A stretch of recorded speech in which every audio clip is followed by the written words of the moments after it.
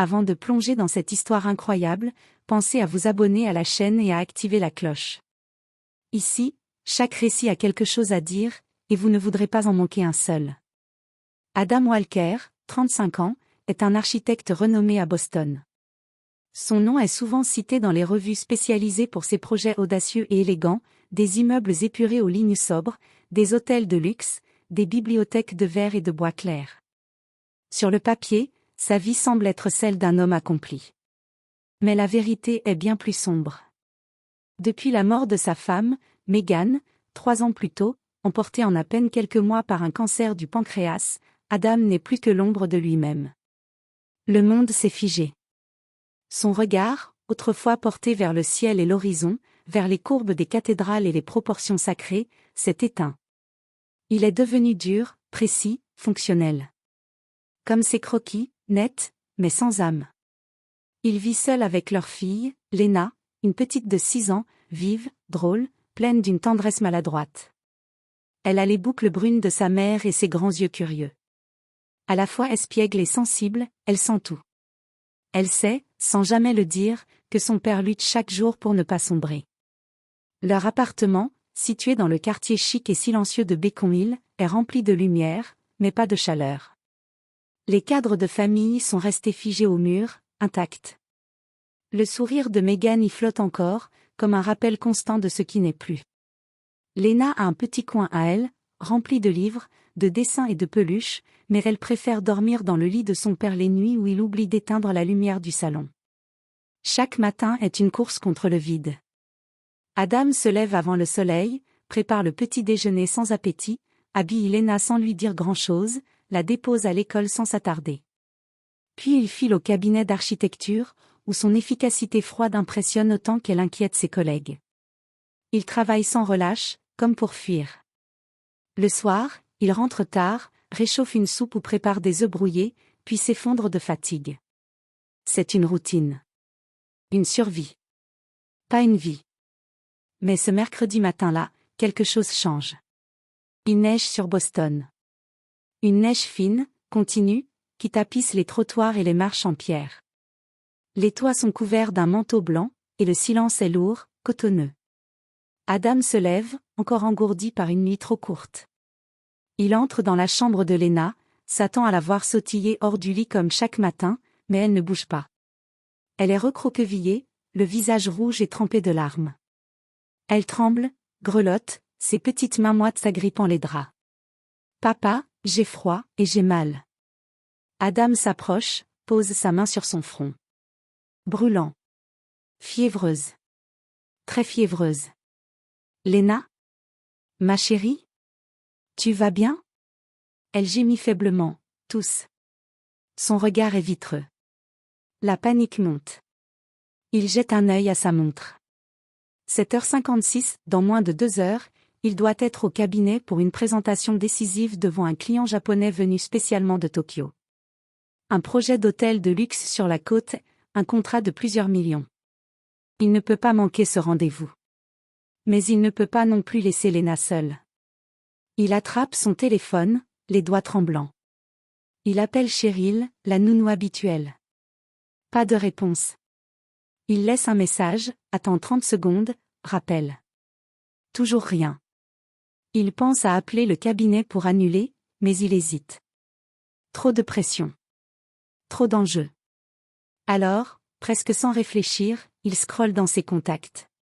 Ses yeux fatigués tombent sur un numéro oublié, rangé sous le prénom Eva. Eva Sullivan. Un prénom du passé. Une femme qu'il n'a pas revue depuis des années. Une ex, autrefois fiancée, avec qui tout s'était effondré brutalement. Il ne devrait pas, mais il est pressé. Il croit composer un numéro similaire à celui de Cheryl, confond les chiffres. Il ne se rend pas compte de l'erreur. La voix brisée, précipitée, il laisse un message. Bonjour, c'est Adam Walker. J'ai une urgence. Ma fille est malade et je dois partir. Je vous en supplie, si vous pouvez venir, j'ai besoin d'aide. Sa voix se brise à la fin. Il raccroche. Il pose le téléphone sur le comptoir, passe ses mains sur son visage. Et il reste là, debout dans la cuisine, pendant un long moment. Les flocons tombent dehors. Et la fièvre de sa fille monte, pendant que le passé, sans le savoir, est en train de frapper doucement à sa porte. 1 heure plus tard, alors que la neige continue de tomber en silence sur Beacon Hill, on frappe à la porte. 3 coups, secs, hésitants. Adam, assis à la table de la cuisine, le visage entre les mains, sursaute. Lena dort enfin, fiévreuse, le souffle court, le front encore brûlant malgré les compresses d'eau fraîche. Il s'avance vers la porte, épuisé, les nerfs à vif. Il ouvre. Et là, le temps s'arrête. Une bourrasque de vent glacé s'engouffre dans l'entrée, soulevant quelques flocons jusque dans le vestibule. Mais Adam ne le sent même pas. Il est figé. Devant lui, Eva. Brune. Les cheveux légèrement ondulés, un peu plus courts qu'avant. Les yeux verts toujours aussi perçants, mais plus graves. Elle porte un manteau beige, légèrement humide à cause de la neige fondue, et une écharpe bleu nuit qu'elle serre entre ses doigts comme pour se protéger de ce moment. Son visage, il est le même et pourtant marqué. Quelques ridules autour des yeux. Un pli plus profond entre les sourcils. Mais la douceur n'a pas disparu. Elle est là, intacte. Elle le regarde, figée elle aussi. Comme si elle s'attendait à ce qu'il ne l'ouvre pas.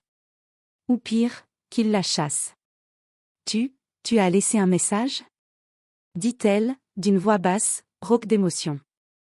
Je croyais que c'était une erreur.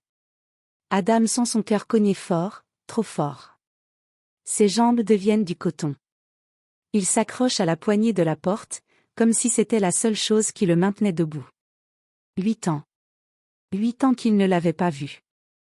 8 ans depuis ce matin pluvieux où elle était partie, sans un mot, sans une explication, le laissant seul avec une bague qu'il n'a jamais eu le courage de jeter. Il ouvre la bouche, mais rien ne sort. Sa gorge est nouée. Enfin, après quelques secondes d'un silence qui semble durer une éternité. Je pensais appeler Cheryl. Eva esquisse un sourire triste, presque imperceptible. Je m'en doutais. Elle regarde brièvement autour d'elle, la façade du bâtiment, les escaliers, puis plonge à nouveau son regard dans celui d'Adam. J'ai hésité à venir. J'ai failli faire demi-tour. Mais tu as dit. Ma fille est malade. Et j'ai pas pu. Ces mots flottent entre eux, fragiles, suspendus. Adam baisse un instant les yeux, puis se retourne légèrement. Dans le salon, on aperçoit Lena, allongée sur le canapé sous une couverture grise, minuscule, pâle, les joues brûlantes. Un petit gémissement s'échappe d'elle. Il serre les dents. Il sent tout remonter, la fatigue, la peur, la colère ancienne, les souvenirs d'Eva, les projets brisés, les « et si » qu'il a ravalés pendant des années. Il reste silencieux un instant, le cœur en désordre. Il la regarde à nouveau. Ce visage familier. Cette étrangère qu'il a tant connue. Puis il soupire. Lourdement. Tu veux rester, juste pour aujourd'hui ? Eva accepte sans un mot de plus. Un simple hochement de tête. Elle retire son manteau, lentement, comme si chaque geste risquait de faire éclater quelque chose de fragile dans l'air. La chaleur douce de l'appartement contraste avec le froid mordant du dehors. Le parquet grince sous ses pas alors qu'elle s'avance vers le salon. Adam l'observe, immobile, encore incrédule. Une part de lui s'attend à se réveiller dans quelques secondes, le cœur lourd d'un rêve trop réel. Lena, emmitouflée sous sa couverture, tourne faiblement la tête vers cet inconnu qui s'approche. Ses grands yeux bruns, les mêmes que ceux de sa mère, Megan, scrute Eva avec prudence.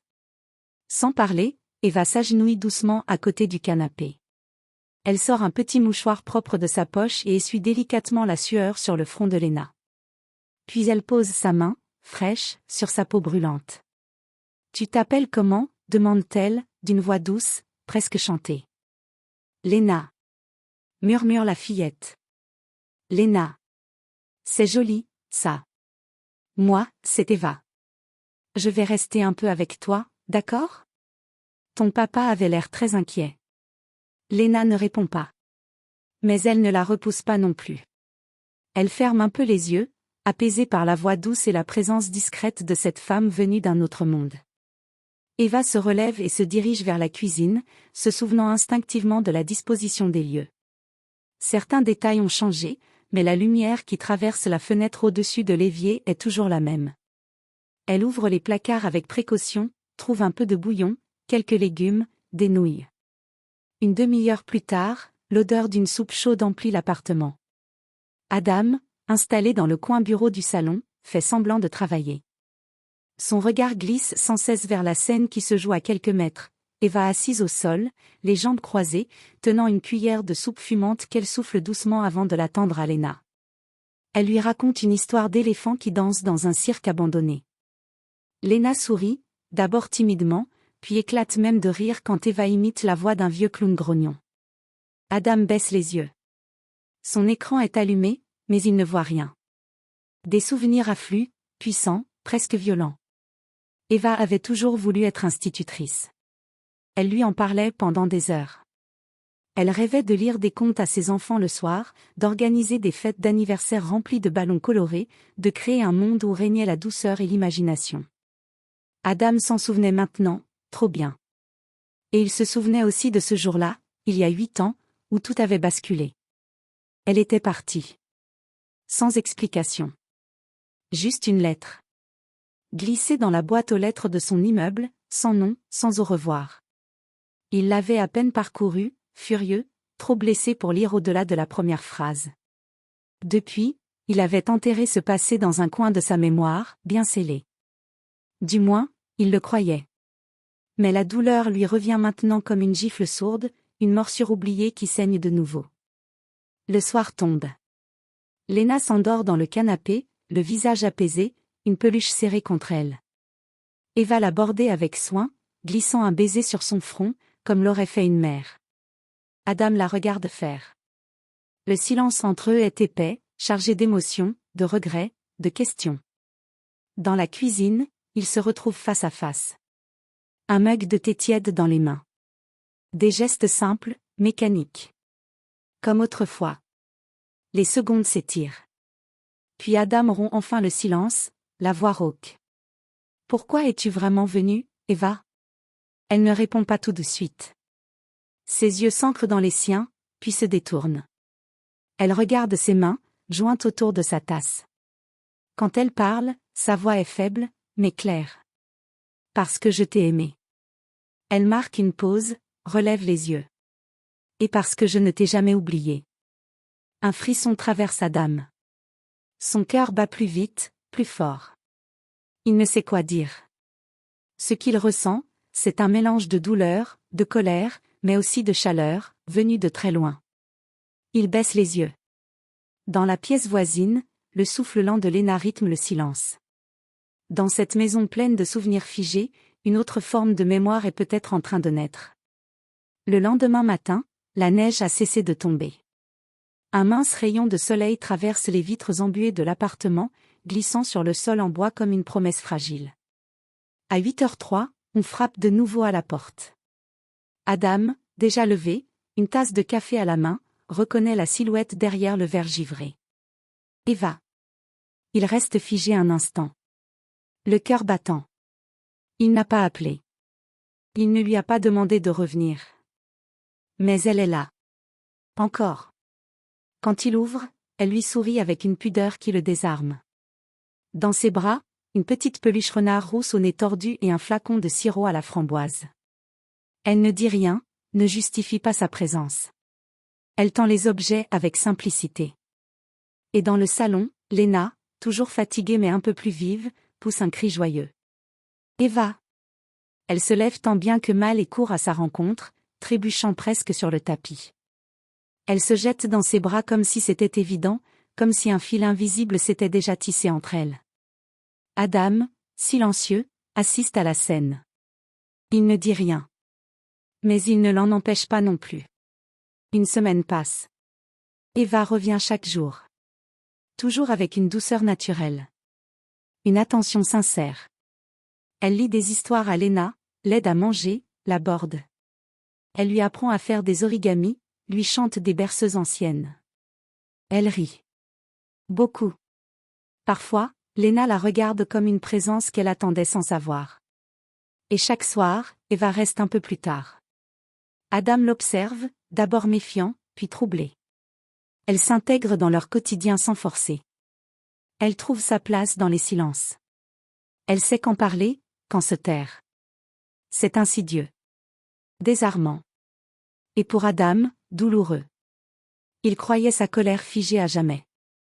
Mais elle se déplace, se fissure, prend d'autres formes. Et puis, un soir, alors que Lena dort profondément, la lumière tamisée baignant le salon, la tension devient trop lourde à porter. Adam, les bras croisés, adossé au chambranle de la cuisine, la fixe longuement. Sa voix craque quand elle finit par franchir ses lèvres. « Tu m'as détruit, Eva. » Elle relève lentement les yeux. « Tu es partie. » Sans un mot. Sans me laisser la chance de comprendre. Il s'approche. Son regard est brûlant. Une colère contenue, mais vibrante, vivante. « J'allais te demander de m'épouser. Tu te souviens ? » Eva ne dit rien. Elle fouille lentement dans son sac. Elle en sort un petit carnet écorné, usé, un carnet à couverture de cuir souple, presque déformé par l'humidité du passé. Elle le pose sur la table, le fait glisser vers lui. Adam reste immobile. « Je l'ai laissé dans ta boîte aux lettres. Le jour où je suis partie. » Il le reconnaît. Il ne l'avait jamais ouvert jusqu'au bout. Eva murmure.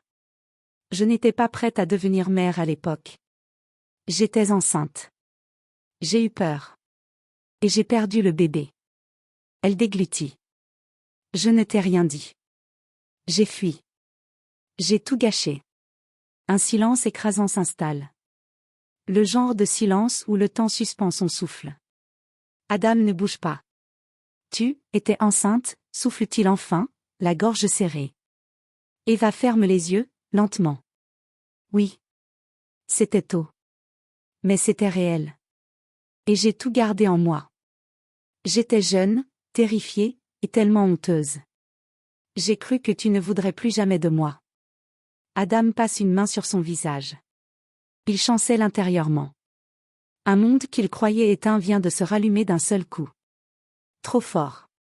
Trop vite. « Tu aurais dû me le dire. » dit-il, la voix pleine de regret. « J'étais là, Eva. J'aurais été là. J'aurais tout fait. » Elle baisse la tête, et cette fois, elle pleure. Pas des larmes discrètes. Mais des larmes longues, profondes, incontrôlables. Celles qu'on retient pendant des années. Celles qu'on verse quand il n'y a plus rien d'autre à faire que laisser tomber le masque. Adam ne bouge pas. Il la regarde. Et malgré la douleur, malgré la trahison, malgré tout, il ne ressent pas de haine. Seulement, une immense tristesse. Peut-être aussi, quelque part, un frémissement de ceux qui pourraient encore vivre entre eux. Les semaines passent, discrètement, comme une neige qui fond sans bruit. Lena retrouve peu à peu sa vitalité. Ses joues reprennent des couleurs, ses yeux brillent à nouveau d'une malice enfantine. Les cauchemars s'estompent, les quintes de tout disparaissent. Mais ce n'est pas seulement la fièvre qui s'éloigne.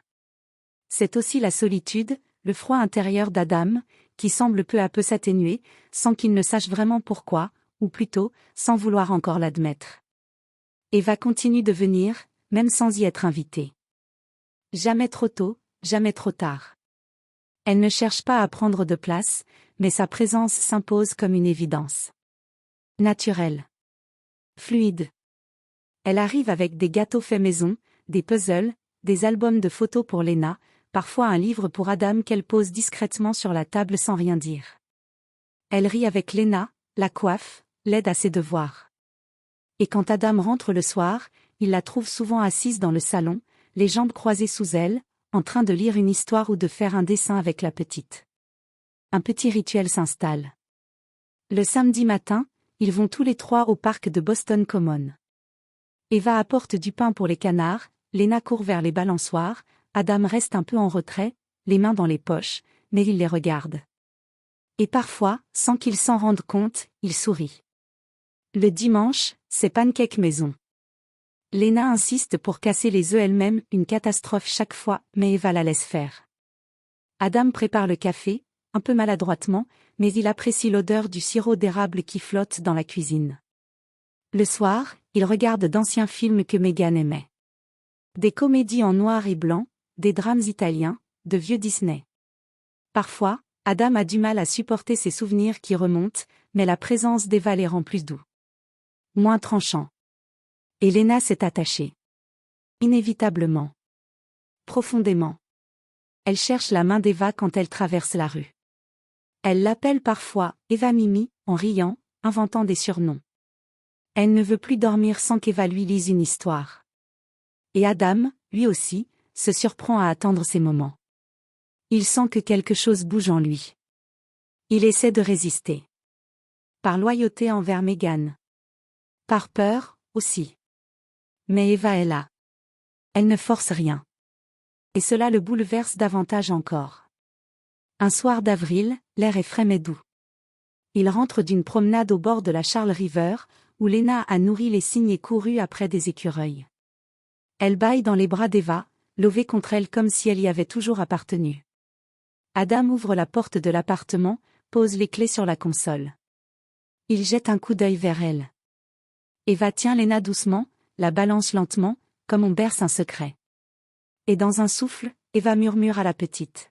« Tu sais, je ne suis pas ta maman. Et je ne le serai jamais. Mais je serais honorée si un jour, tu voulais que je sois, une amie très spéciale pour toi. » Elle n'attend pas de réponse. Elle parle avec la sincérité fragile de quelqu'un qui n'espère rien, mais qui ose tout de même tendre la main. Lena, les yeux mi-clos, sourit. Et dans un éclat de lucidité enfantine, elle répond. « Tu pourrais être, ma maman de secours. » Un silence suspendu. Adam, qui s'apprêtait à retirer sa veste, s'arrête net. Puis un rire éclate. Le sien. Franc, inattendu. Le premier vrai rire qu'il a poussé depuis des mois. Peut-être des années. Eva le regarde, surprise. Puis elle rit elle aussi, les larmes aux yeux. Lena, fière de sa trouvaille, glousse dans ses bras. À cet instant, un fil invisible les relie. Quelque chose s'est réconcilié. Pas complètement. Mais un verrou a sauté. Une barrière qu'Adam ne pensait jamais franchir vient de se fendre. Et dans ce petit salon, au mur encore marqué par l'absence de Meghan, une forme d'espérance, fragile mais réelle, commence doucement à prendre racine. Quelques mois plus tard, le printemps revient à Boston. Les rues de Beacon-Hill retrouvent leur couleur, les magnolias explosent en fleurs roses et blanches, les balcons se garnissent de jardinières, les enfants jouent à la corde à sauter sur les trottoirs, et les cafés rouvrent leurs terrasses sous les premiers rayons tièdes du soleil. Dans ce décor renouvelé, la vie d'Adam a changé. En douceur. Lentement. Mais profondément. Eva n'habite plus seulement ses souvenirs ni ses hésitations. Elle vit quelques rues plus loin, dans un petit appartement aux murs clairs, décoré de plantes, de livres, et de petits dessins que Lena lui a offerts.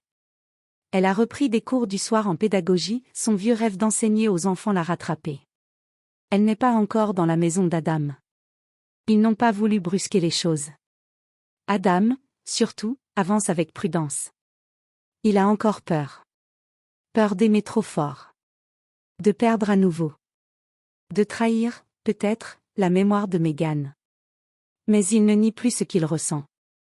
Ni pour Eva, ni pour la place qu'elle prend naturellement dans la vie de Lena.